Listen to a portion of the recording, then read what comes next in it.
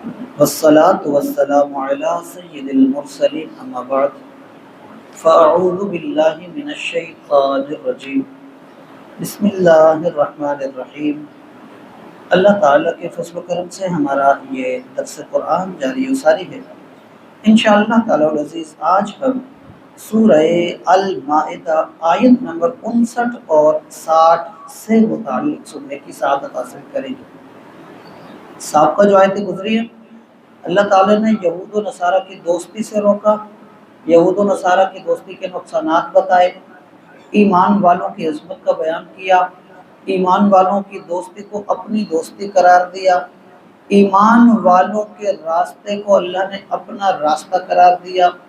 اللہ کے اولیاء کی جماعت کو اللہ نے اپنی جماعت قرار دیا، اور اللہ کی جماعت کے ساتھ ملنے والے لوگوں کو اللہ تعالیٰ نے اپنی مدد والا قرار دیا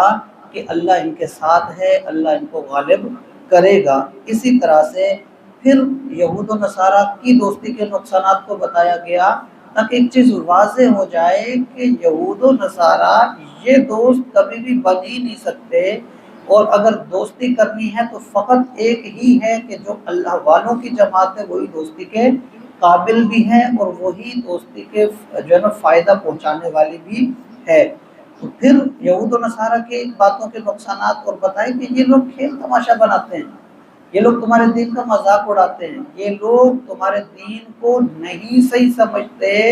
تو اس طرح سے ان کے عیوب بیان کرنے کے بعد کہا کہ دیکھو جب تم نماز کے لیے بلاتے ہو یہ تو اس پر بھی ہنستے ہیں، اس کو بھی مذاق بنا دیتے ہیں اور طعنہ زنی کرتے ہیں، ان کی تو یہ عادتیں ہیں۔ اب اس کے بعد اللہ تعالیٰ نے پھر انہی سے متعلق کچھ چیزیں ذکر فرمائی، اور ان جو یہ آیت ہے نا اس کا جو شان نزول ہے کہ یہ آیت کس موقع پہ اتری تھی، وجہ کیا تھی، تو یہود کی ایک جماعت تھی، وہ حضور کے پاس آئے، جیسے پہلے عرض کیا گیا کئی مرتبہ کہ اس وقت میں طریقہ یہ ہوتا تھا کہ لوگ اہل کتاب کو بڑی عزت دیا کرتے تھے، ان کو یہ ماننا تھا کہ بھی ہم لوگ اہل کتاب نہیں ہیں، علم والے لوگ یہ والے لوگ ہیں جو اہل کتاب ہیں، تو ان سے مسائل پوچھتے تھے، ان کو آگے کرتے تھے، ان کو ترجیح دیتے تھے، ان کی بات مانتے تھے۔ جب اسلام کی تعلیم کا اعلان ہوا تو طریقہ یہ ہوا کہ لوگ گروہ در گروہ مختلف علاقوں سے، قبائل کے لوگ ایسے قافلے بن کے آتے، حضور کے پاس رہتے، آتے، ملتے، سلام دعا کرتے، معاملات ہوتے، حضور دعوت دیتے، ان کی سمجھ آتی، قبول کر لیتے، کوئی نہ کرتے، یہ چلتا رہتا۔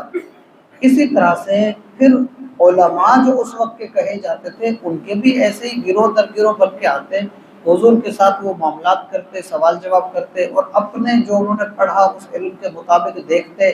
یقین یعنی سمجھ آ جاتی تو مان لیتے اور بعض نہیں مانتے، اسی طرح چلتا۔ تو یہود کی علماء کی ایک جماعت ایسے آئی، انہوں نے آپس میں کیا صلاح کی تھی کہ دیکھو یہود جو ہے نا وہ مانتے تو انبیاء کو ہیں، حضرت ابراہیم علیہ السلام کو، حضرت یعقوب علیہ السلام کو، حضرت اسماعیل علیہ السلام کو، حضرت اسحاق علیہ السلام کو،